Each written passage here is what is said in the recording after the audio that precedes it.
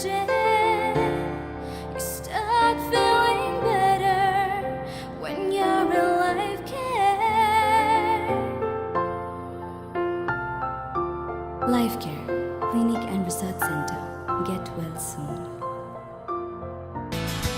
Hello everyone, I am Dr. Sreenivasa Murthy from Life Care Hospital and Research Center, Bangalore. Today we are going to talk about the risk factors for the development of diabetes. Most of the patients think that diabetes is because of their parents. That means genetic causes. But it is not true. The most important risk factors are modifiable risk factors because of your lifestyle. That means your parents' contribution is very less to develop diabetes per se. Of course, genetic risk factor that is called non-modifiable risk factor is always there, but that is not the primary reason. Remember, the one parent, if you have diabetes, then you carry about 30% risk to become diabetic in your lifetime. Whereas both the parents, if you are diabetics, then you have about 70% risk to develop diabetes.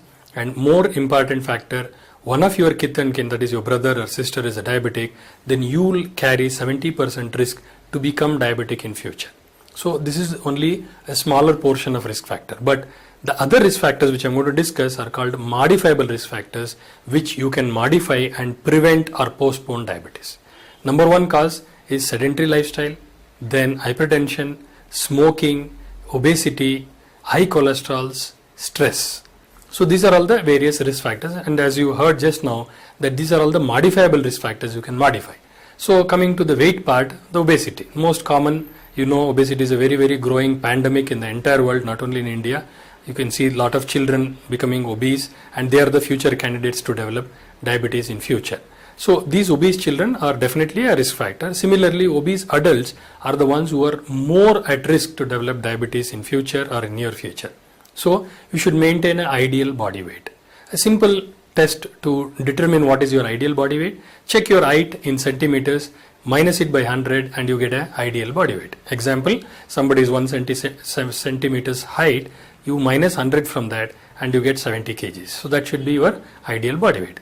Similarly, the truncal obesity, the waist hip ratio, what we call, or around your waist, that is a typical Indian abnormality, I would say. It's called as a truncal obesity. Hence the diabetics, the Indian diabetics, are named as thin fat Indians, thin fat diabetics. Though they're thin in elsewhere, but around the trunk they develop. There are a lot of genetic reasons for this also, but that is something which you should maintain an ideal body weight through a healthy habits of diet and exercise. The other thing is smoking. Never use even one cigarette or tambaku in any form is dangerous. Similarly, alcohol is also equally dangerous. So all these, no doctor will tell you reduce your alcohol or reduce your smoking. It's entirely no. Absolute 100% quitting is the only solution. There is no way that you can smoke one cigarette or one alcohol per week. All that, it is not acceptable, especially when you are a diabetic and you want to be away from this dreaded disease. It's better you change your lifestyle today and not to postpone. Stress is become part of our life in this recent era, but definitely you need to learn to manage your stress in your profession. Every profession carries some amount of stress, and you should be very smart enough to tackle that stress in your profession and being with your friends or with your family, all that. There are many ways to de-stress yourself.